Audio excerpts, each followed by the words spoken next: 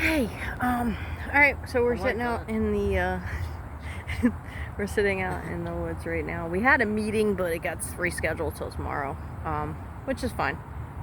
Now we're just ready a day ahead, which is good. Being ready's great. The earlier the better, right?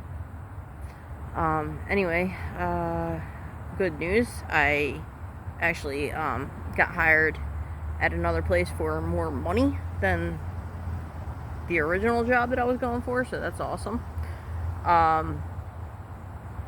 That's going to be overnights, which is cool. I prefer overnights, and then once I'm settled, then I get the daytime job. And then we bank up our money. Anyway, I figured since we have some time today and it's really hot, we don't really want to move anywhere. I will talk about part of the reason why this situation happened. It's actually like a 3-part deal. I don't really feel like talking about the first 2 yet, but let's go into this last part.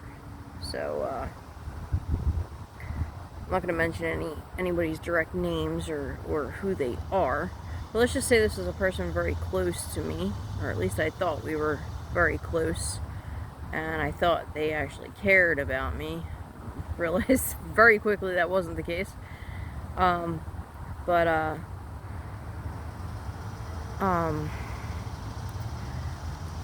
where to start? Let's see. We'll go right to the part where me and the kids are 100% back out on the street. So we're walking with our cats, and we get a call from somebody asking if we were okay, and did we need help. And we at first had somewhere to go because we had gotten an offer for somebody else that said that we could get help from them and take our time there and build our lives back up. Kind of was skeptical about that one anyway. That person's not very they're kind of flaky, so I wasn't really banking on that to begin with, but I was like, you know what, this is what we got right now, so let's go up there. So we got a ride up there. Actually, we got a ride to this person's house first, and then we got a ride up there from my kid's dad, Brian, which was unexpected. It was a big surprise, because we hadn't, like, really talked and stuff, so I was really impressed by that he just jumped in and stepped up and helped us like that. I thought that was really cool. That was really cool. So we got a ride up there, and I think we slept one night. We had the cats with us. We weren't supposed to bring the cats with us, so that was our bad. We couldn't find somebody to take them, and he wasn't cool with that. So we left, and we were stuck up in that neighborhood for 3 days, I think. And we slept on the concrete in a shopping mall. The people up there were kind of mean, telling us to move off the property. And I didn't know that. I'm looking up stuff now because I don't I don't know, I don't think about things like that. I'm not like, oh, this is private property, somebody owns this, so we can't really sit here. I'm thinking it's outside, so nobody's using it, so why can't we sit here? I think I have a better understanding of that now. There's public and private properties. But anyway, yeah, so people were being kind of mean to us, and then there was also a couple people that were nice to us, so we had a 50-50, level experience there. And we ended up getting a ride back down from up there to this original person that reached out to help us, because we had stayed out in the streets and it was freezing in the middle of the night. The cats were in their carriers and they were meowing, and they wouldn't go to the bathroom. I mean, they're such good cats. They would not use, they wouldn't go to the bathroom outside. They needed a litter box. They refused to use anything else. And we had lost everything, so we didn't have we had no way to get them like a litter box. So we called this person up and we said, hey, look, we need somebody to take our cats. You know, I'm crying because I feel so bad for them. Like, I was trying to cover them with, like, you know, whatever clothing we had and stuff. Like, I just felt really bad. They were cold. We were trying to huddle around them. It was a mess. Like, all of us curled up on the ground, on the cement, trying to keep the cats warm, trying to keep ourselves warm. You know, I guess we had a real I had a well thought out plan. But, so this person said, you know what, my husband's gonna send you an Uber and we're gonna bring you here. And we were so grateful. We're like, oh my God, thank you so much. So, you know, the guy that told us to come up there told us to reach out to 211. That's how I found out about 211. I never heard of it before then. And so we went, when we got to this person's house, she asked what we were going to do, and I told her, you know, we're going to call 211.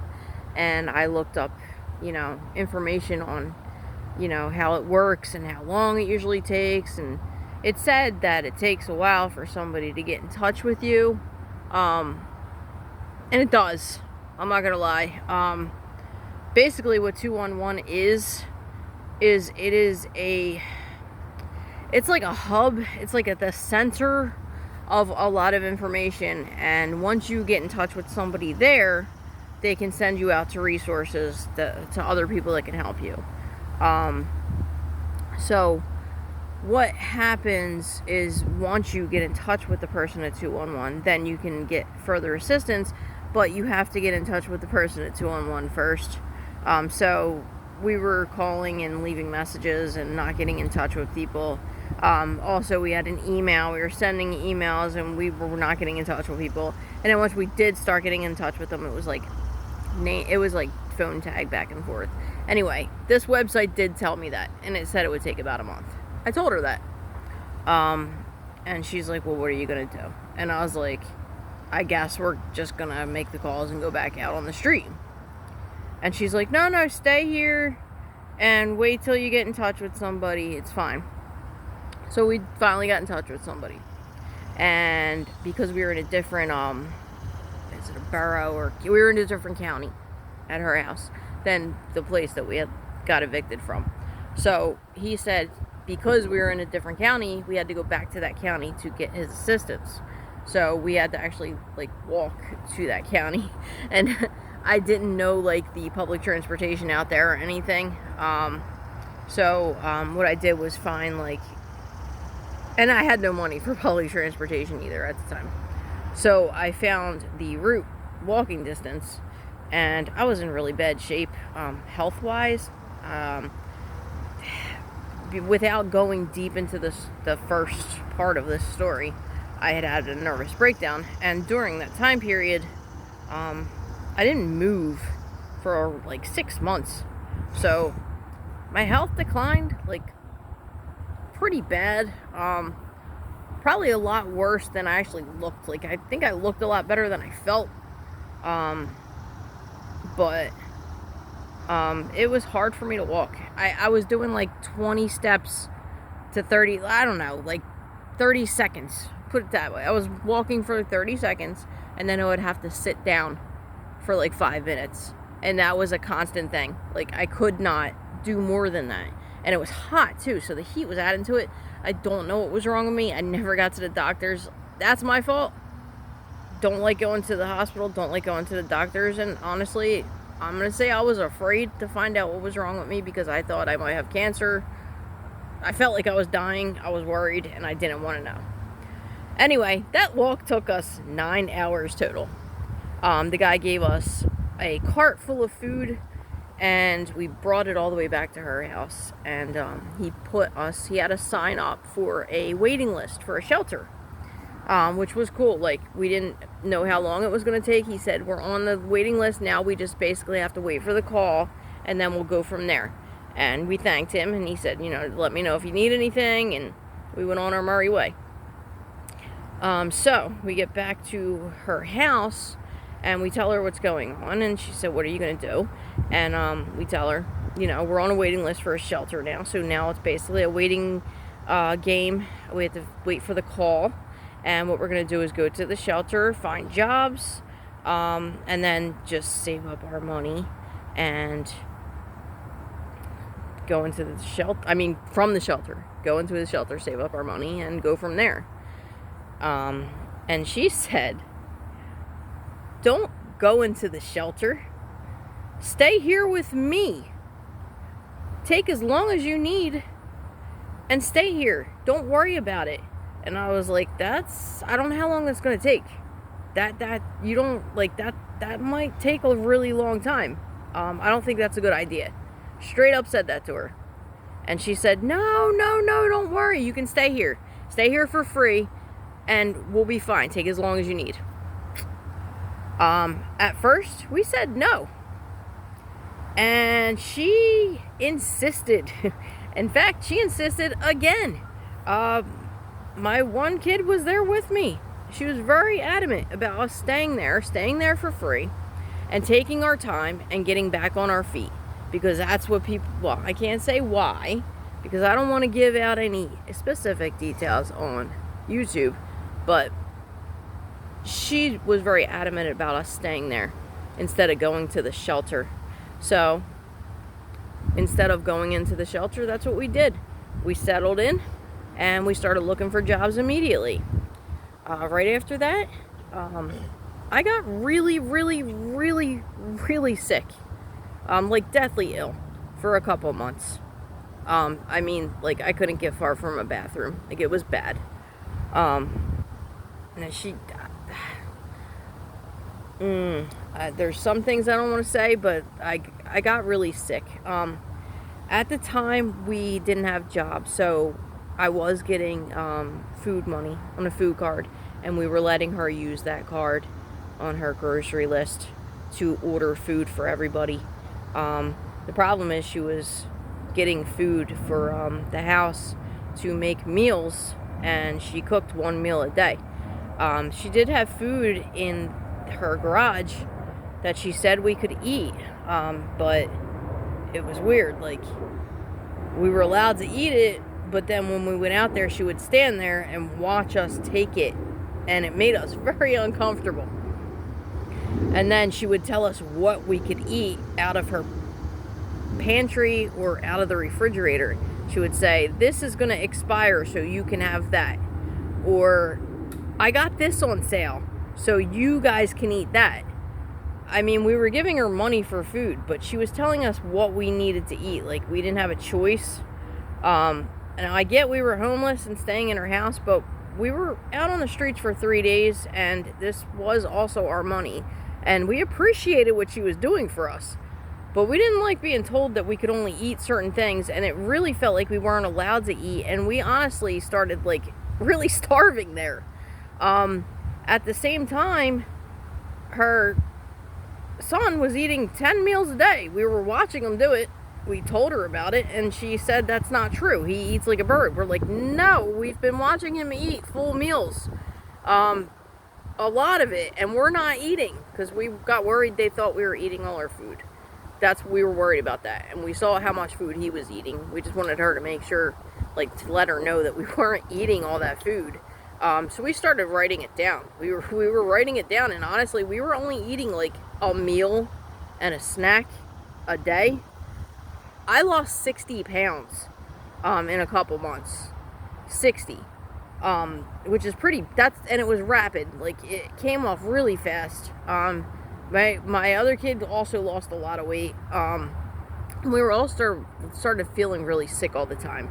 So what we did was, T got a job at Rita's, and I was still sick at the time when T got the job. So what we did, because we didn't want to be moochers, and we didn't want to have them, like, we didn't want to be a burden, put it that way. Even though she said we could stay for free, we didn't want to be a burden. We felt bad about that, and we were grateful. I mean, there were times we were crying over how grateful we were that somebody was actually going out of their way to help us. So T hooked up the bank, like, all of the paychecks to their bank account, and had all the money going directly to their account. No, I'm not saying it was a lot. Like, it was probably, what, 300 every 2 weeks?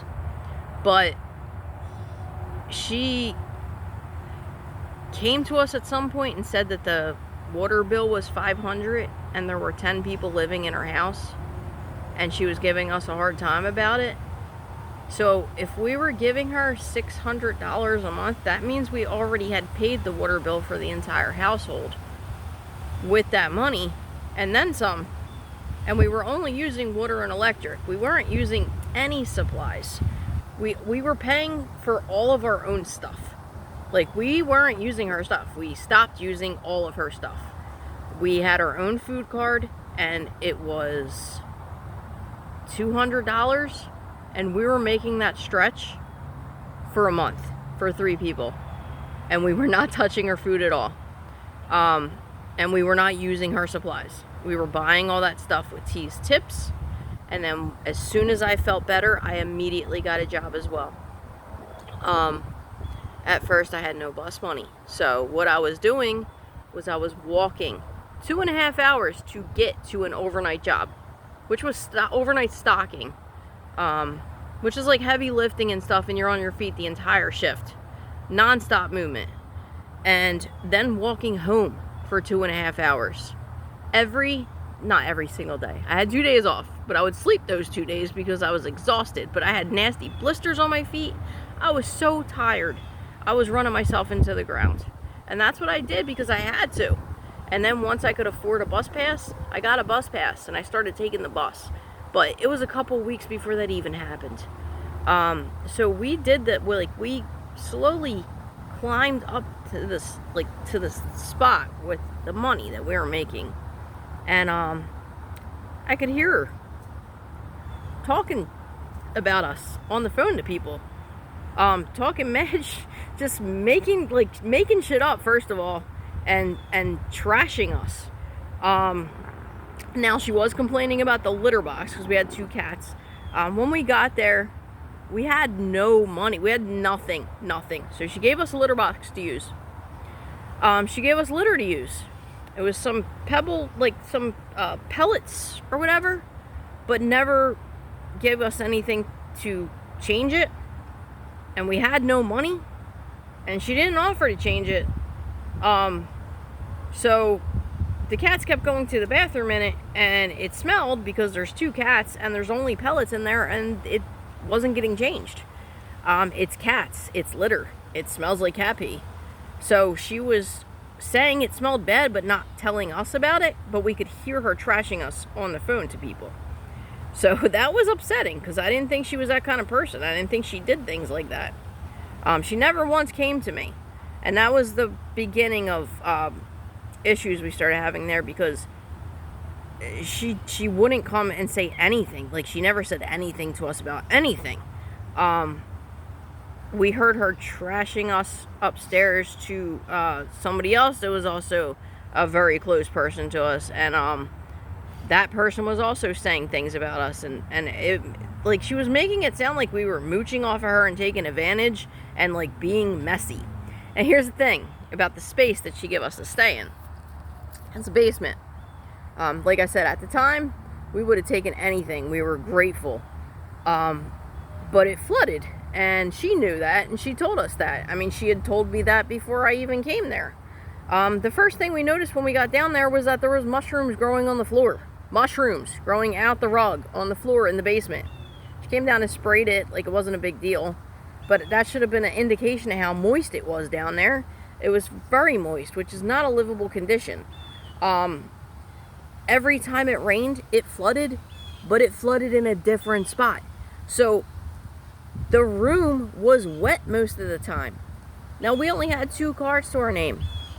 2 shopping carts with a load of laundry at the time, which billed itself to 2 loads of laundry, because like we did have to rebuild our clothing for the weather change, because it did start getting colder, and once it started getting colder, we had to make sure that we had clothes to work in, because we have to get to work and be comfortable. And if it's too cold, you can't go in like clothing that's not like the proper attire to go outside in the freezing weather. We took the buses, so anyway, we had 1 load of laundry which led to 2 loads of laundry. So we had nowhere to put this stuff. So we had down there a pool table and 1 table, and then a side table. We put our stuff on top of the tables.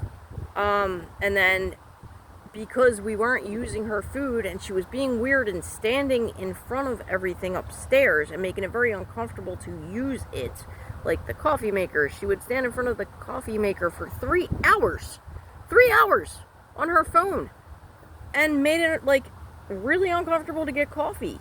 It seemed very passive aggressive. So we got our own coffee maker. It was $20, but it seemed easier to get a coffee maker and make our own coffee and not have to keep asking her to move than to like rely on her and doing that. Like, so we just got our own coffee maker. Like, forget this. That's stressful. We're not going to do that. Microwave. She would stand in front of the microwave or lay things in there as if we're not supposed to move it out. And that's the thing, like, she would tell us we're allowed to use the stuff, but like do these things where it's like very uncomfortable to use the stuff. Like, it was weird. We tried to get a schedule from her to know what was the best time to do things. We asked her several times, hey, when should we take showers? When should we do our laundry? No worries. Anytime you want is a good time. Well, there's 10 people in the house. So we actually studied everybody and figured out times that worked best in the house. And guess what? She kept changing the times after that. It just seemed like a game was going on constantly. And it got ridiculous. And we just kept more and more to ourselves. And also, when I got the job, I asked her not to tell anyone my business. Like, before I got the job, I said, I don't want my business out there. If I want to tell people stuff, I will tell them myself. But please, do not tell anybody anything. I'm going through something right now, and I want my stuff personal. She immediately told someone, because that person showed up to my work and embarrassed me in front of my manager while I was training for the job on the first day. That pissed me off. So what I did was I blocked a bunch of people on Facebook so that my information couldn't get out there again. That must have made her mad, because that started a war. Anyway, that's part 1 of this. It's already 22 minutes. It's going to be too long. So I will come back to this later. But that is the first half. Plus, I'm kind of tired of talking. I don't feel like talking that much. Anyway, have a good day.